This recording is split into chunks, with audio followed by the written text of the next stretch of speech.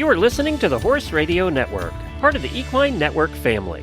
What a beautiful day for horses in the morning. You are listening to the #1 horse podcast in the world. Here is your entertaining look at the horse world and the people in it.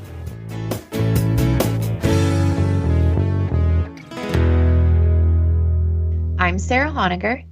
And I'm Christy Landwehr, and you're listening to this special NRHA monthly episode of Horses in the Morning on the Horse Radio Network for this Thursday, March 13th. Good morning, Horse World. In this National Reining Horse Association episode, listen in to hear from two top NRHA professionals from 2024.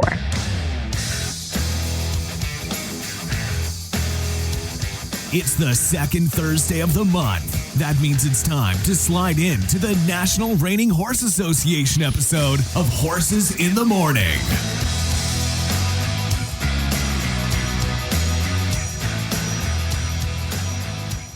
Sarah, I'm so excited about the show today, not only to talk to our guests who are going to be so fantabulous, but also to talk about this right here is Reining. We are right in the middle of this amazing campaign. Let's tell our listeners a little bit more about it because they might be seeing it when they're scrolling their social media. Absolutely. We're really excited about it. We've been working on this new tagline, and we have some really fun new video assets with Trevor Dare and Sarah Beck. They just had a blast putting it together and did such a great job. I think, if they ever decide they want a side hustle outside of training horses, maybe it's Hollywood. I don't know. Maybe. But so we have some new video assets. You'll see a new look and feel to our social. And we would love to hear feedback. The comments on our videos have been so much fun. And it's a great way to interact with new fans who have never experienced reining before. It is because, there's a lot in a video you can show with our turns, also called spins, with our slides, with all the things that happen in a reining pattern. It is just so much fun. So please go to, just your Facebook page and see if you're one of the ones that gets campaigns. You never know. And if not, obviously, we're also having all of this on our YouTube channel, our Instagram channel. It's also on TikTok and it's also on Facebook. You can find us on all of those platforms. Absolutely. And we're so excited to continue with our promotion of this incredible sport and these athletes today with two of our guests who are two top NRHA professionals from 2024. We've never done this before. So we get to talk to someone that lives right here near the NRHA office in Texas, and then someone from Italy. So it's really exciting to get to showcase truly how our sport is worldwide. On the show today, we have National Reining Horse Association $4 million rider Jason Van Landingham. He and his wife Adrienne own and operate Van Landingham reining horses located in Whitesboro, Texas. Jason began training professionally in the summer of 1998 and built his current facility in 2005. Jason is a two-time NRHA Open Futurity champion, a two-time NRHA Open Derby champion, and a three-time National Reiner Breeders' Classic Open Classic champion. He is the only person in NRHA history to have won the Triple Crown of reining twice and is the only back-to-back Run for a Million champion. In 23 and 24, Jason was ranked as NRHA's #1 rider in the world. Yeah. Wow, Jason, welcome to the show. Thanks for having me on. It is so awesome to have you on. We are so thrilled. And I know you're so busy horse showing all the time and doing all of your training all the time. But before we jump into all of that for our listeners, Sarah told me a little something that I didn't know about you. She said that you at one point thought maybe baseball would have been the sport you chose and not reining. Can you tell listeners a little bit more about that? Yeah, so whenever I was a kid growing up, it was all about playing ball. We had horses around. I'd never seen a reining horse. I didn't know what it was or what the maneuvers were or how to teach one to do any of that kind of stuff. We rode horses for fun out across the pasture was our horse riding experience. But my hopes and dreams were to be a professional baseball player, and so that's where I put all my work and my effort. And then things kind of changed in life. I made a few decisions that changed my course, I guess. My wife and I got married right out of high school, and we had our first child in that following November. And so the life's choices changed my direction. Baseball is kind of or my dad told me that baseball was a single man's game, and I think he was right. I went to college and went ahead and started to try to pursue that avenue, and gone on the road all the time to different ball games, and my wife and pregnant wife at the house. And then when Alexis was born in November, I realized real quick that I didn't want to be away from him all the time. And so I dropped baseball and started chasing a different dream. And actually, I didn't even know what that dream was yet. It took me a couple of years to figure it out, but came on to reining, saw my first reining horse in '98, and just jumped right in with both feet. I love this story so much because, we always talk about on this show, and we see it at our horse shows, reining is a family. And boy, everybody comes to the horse shows with their children, with their spouses, with their dogs, with everything, right? I mean, it really is a family activity. So that doesn't surprise me at all that you were able to just dive right into this. But my next question, we're going to jump right into all of it now. NRHA announces every year our top 20 professionals. And just last year, you topped the list. Could you please explain to us what that honor is like? Really, it's kind of humbling whenever you look at our sport and the caliber of guys that are training reining horses. I think it's the very, very best horsemen in the world, not just in reining, but in all aspects. We get calls all the time for horses. They call them the reiner rejects. The stuff that aren't quite good enough for us to go do what we want to be doing. People can take our horses and go on to the roping pen. They can go run barrels. They can go make good trail horses out of them. They can go make cattle penning horses and sorting horses and just all the different disciplines that are out there. You can take a reining horse and be able to go do that because of the quality of horsemanship and training that goes into the top guys. And so to top that list is very special. You just feel, you know that you're blessed, and it's a rare honor. It has been for me. We've been blessed to be able to be at the top these last couple of years, but it's definitely something that I actually thought that I would never be able to accomplish. And so I'm really, really humbled by it, but really thankful as well. Well, Jason, there's obviously so many moments in the show pen and memories that are tied to each accomplishment. So in 2024, what was your favorite memory in the show pen that led to, this great success and this honor of last year? Yeah, if I had one just moment, it would be at the Run for $1 Million. I just finished my last sliding stop, and I looked up and my wife was at the end gate, and I can read her expressions really well to know what she's thinking at the moment. And I could tell that she thought we had just won it again. And so whenever they announced the score, I was, I kind of had an idea that it was coming, but it was one of those things that was just very, very special. That horse show has become the Super Bowl of our sport. It outranks them all. It's got the biggest payday. It has the best crowd, the most electricity whenever you run through the pen. It's amazing. Just the energy that's in that building and how, whenever you've got one horse and one shot to go do it, and there's only 15 of you there, in the world that got qualified for it. And then to come out on top, that was a very, very special moment for us. So there's a lot of people listening, Jason, that are either riding instructors or trainers, maybe in different disciplines. Some people, of course, have their own horses, and everybody's tried at least a turn on the haunch. It might not be a spin or a rollback, but at least a turn on the haunch, right? So a lot of people really love the reining maneuvers. What are the main factors that you think contribute to your consistent success in the show pen? What are some of those for you? Well, it's actually, you got to have kind of a team, first of all. So to consistently be successful, the good Lord has blessed us with great customers that send us high quality animals, people that trust me to do my job to the best of my ability and kind of stay out of my way, and let me do my job. So we're blessed that way. We're blessed that my wife is a huge part of our business, and so we have this consistent program that we've been doing the same way, and growing it and fine tuning it. But we've been doing the same thing since '98. Out here working together. So we have that consistency from every morning whenever we wake up through the end of our day. We know what we're going to do. We know how we're going to approach our horses each and every day. So I think that builds to consistency. And you do have to have the right team at home. But it comes down to work ethic and whenever you got to have the right horses and you got to have the right team, but you got to be willing to put in that time and effort. Because a horse, in order for them to be successful, it always comes down to them having confidence in what you're doing. And so if you're consistent in your cues, if you're consistent in how your release of pressure on, how you're getting a horse to respond to something, then they're going to have confidence in what you're asking them to do. And so their job is going to be easy for them whenever they go to the show pen. If a horse is confused or if a horse is worried, then you're going to have very inconsistent results. So we try to take that part of it out of it, that worry and that inconsistency and that lack of confidence.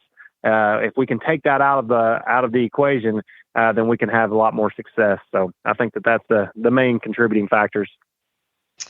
Well, Jason, I love that you mentioned that one of the contributing factors is your team, and a large part of that team is your family. Your daughter competes in a high level as a non-pro, and actually won the inaugural fraternity slide on a horse that she has had so much success with in the show pen. I know Adrian shows as well. What is it like to have your whole family involved? I know you talked about it from a team aspect, but, being at the shows together and having that success together, sharing these horses, goes so much deeper than that. So what does that mean to have that kind of involvement? Yeah, absolutely. So one of the things that just blows my mind about this deal is that we can be professional athletes, for lack of a better term, and the whole family can come along for the ride. But like everybody knows Emma because she's our youngest child, and we are in a different position than we were a long time ago whenever our older kids were involved in this. So we have 4 kids. Alexis is 28, Dalton's 25, Courtney's 22, and then Emma comes along several years later and she just turned 16. But our finances are in a different situation at this point in time, so we can put her on nice horses to be able to go show. When our other kids were her age, people knew them as they were our labor. They were out back cleaning stalls and feeding horses, and here at the house, helping with the chores and unloading semi-loads of hay and helping haul hay out in the pasture and all of the things that go into basically a family being able to survive.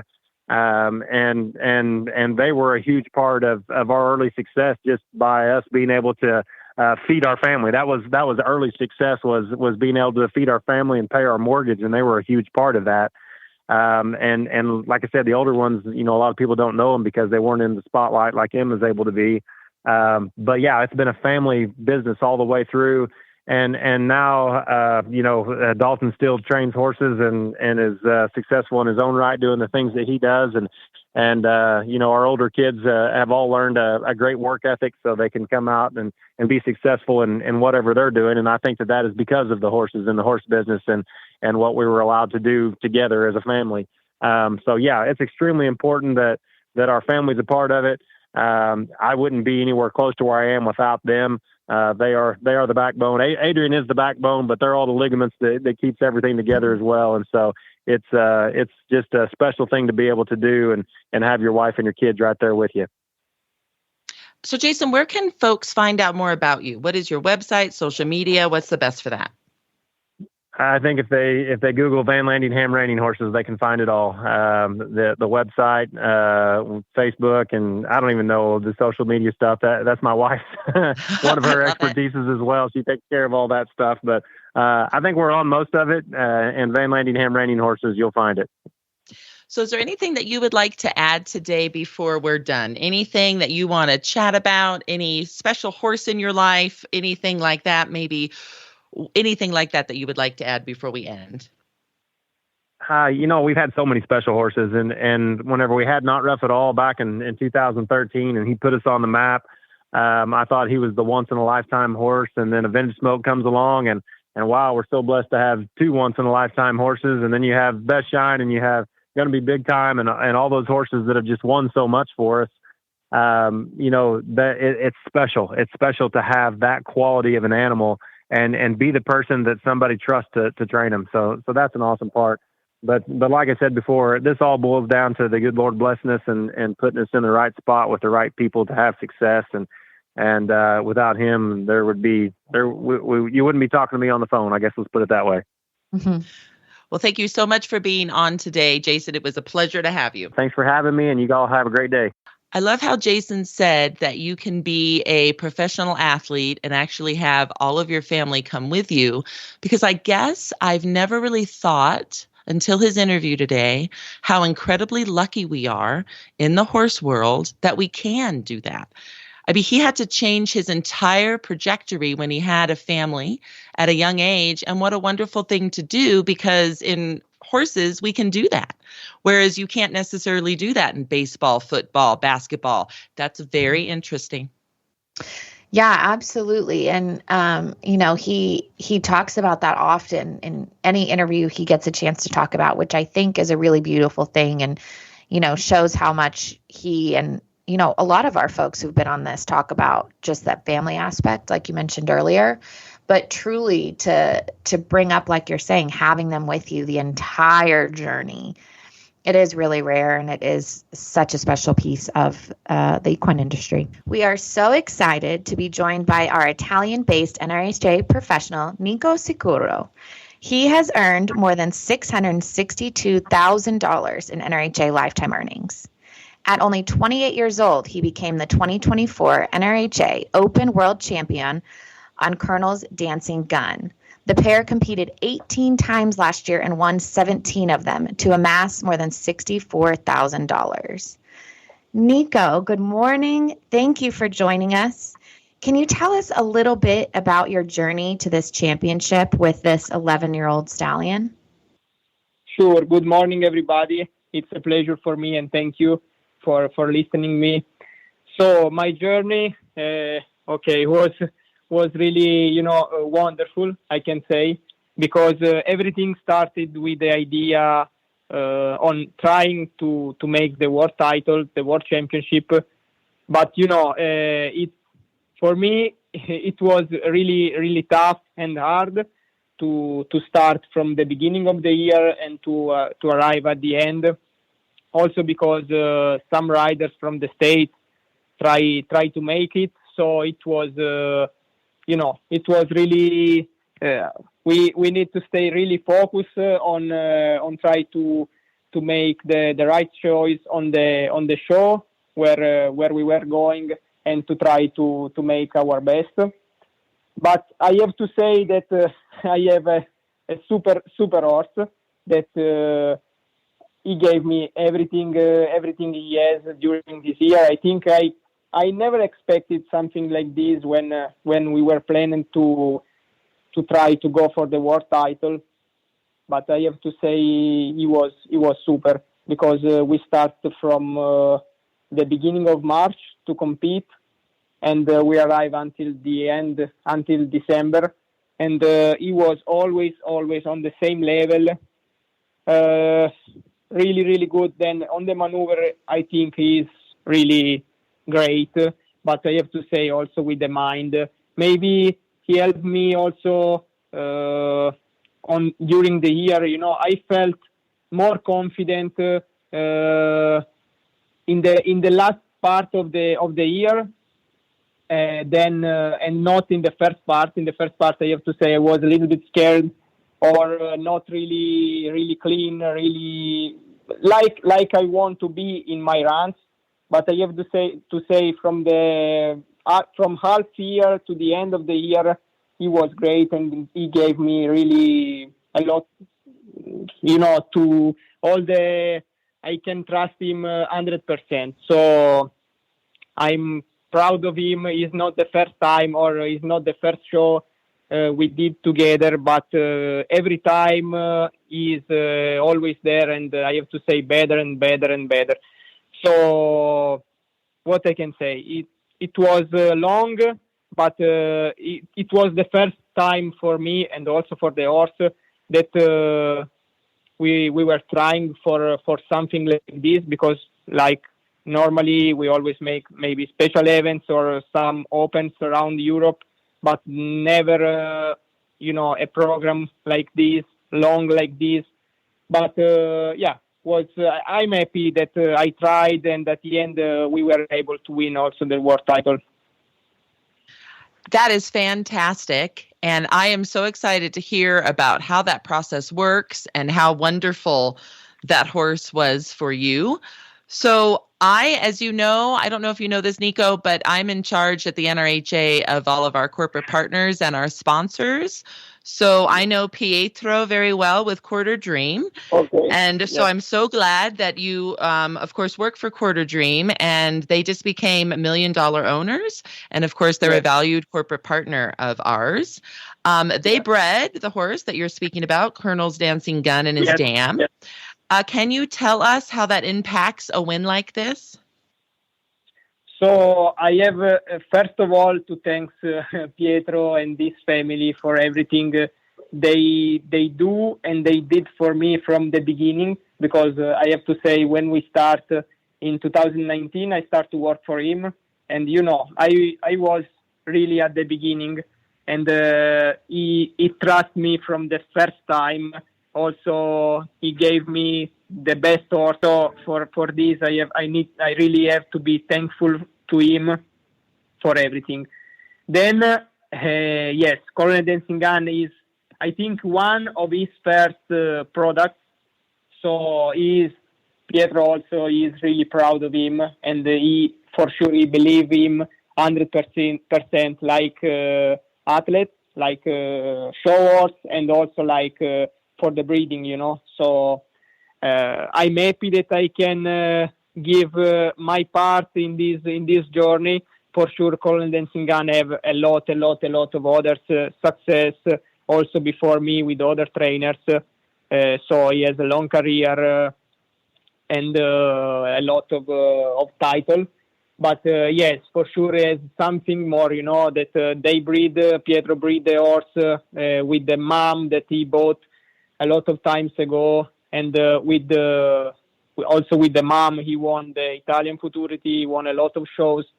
So, it's something special also for him to have a horse that can keep going to show also from the breeding part, and from that, he's a $1 million owner. He's a super breeder. So for me, it's really an honor to work for him, and nothing. I hope that I can always help him a little bit to achieve his goals. Well, it's so exciting to get to watch all of the success you guys have already had together. You obviously train out of Italy, and for our listeners, I think it's so exciting to get to highlight how worldwide reining is and how worldwide NRHA is. Can you talk a little bit about the differences between being a trainer in Europe versus competing here in the US, or maybe some things that might surprise people? I was sometimes in the States also for some shows. I have to say the industry for sure in the States is much bigger, but I can say that also the Europe and Italy is working for me really well to try to get bigger and bigger, to try to put always a little bit more money for us, like a trainer, is important to have also the shows where we can compete and won some money. So I have to say, maybe the first difference that you can see is about the money, in the show. But I have. If I won the world title, I need to be thankful also to all the sponsor and all the show organization where they put a lot of money, and let me also with this money won the world title. Then I think in the States I have a lot of idols. The trainers that are there for sure are incredible. I always try to watch them and to try to keep something, to learn something. But I think a lot of us, like Italian or European trainer, do like this, because I think we watch a little bit the United States, like always something to learn where we can improve our training, our shows, our business, and everything. So I think I feel like we are on the right way, because also our shows, I think we have great trainers also in Italy and in Europe, great breeders, great horses, because for sure we have, and you can see. But we always watch the States, okay, we can do something better, we can learn something more, and this I think, I mean, for me it is exciting to have always something where you can see and say, okay, let's do this a little bit better, let's try this and try to make something new. So I think it's also something that push everybody of us to step up a little bit, Mm-hmm. Nico, I am staring at the cover of the March 2025 National Reining Horse Association Reiner magazine, and there you are. How cool is that? Oh my gosh. It's Congratulations. Incredible. Thank you very much. It's all something that make you really, really happy, make me really happy for all the work and the job we do every day with our horses. And also, to be for the owner, for all the people that work with us, for me and for Pietro, is also for them, after all the hard work they have during the year, during the show season, also at home. I think that with this, with our results and with our horses that doing good, and that they can also feel really part of that, because for sure without all of them was not possible. So it's really an honor, and I'm proud to be there. I hope I can stay a lot of time. I will work hard for that. I love it. So, Nico, what are your goals for 2025? Okay, my goals. We will try to.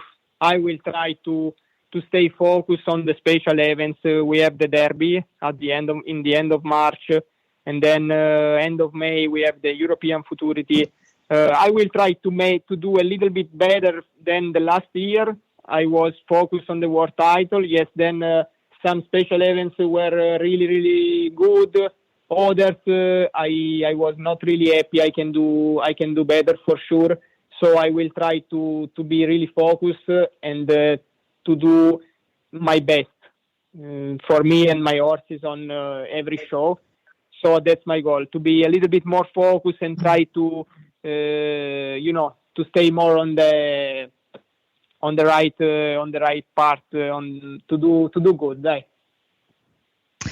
Well, we wish you all of the luck in the world for next year, Nico. It's so fun to watch your success, and we know that our listeners today will want to connect with you, will want to know more about you. What is the best way for them to reach out? Is it through Instagram? Do you have a website?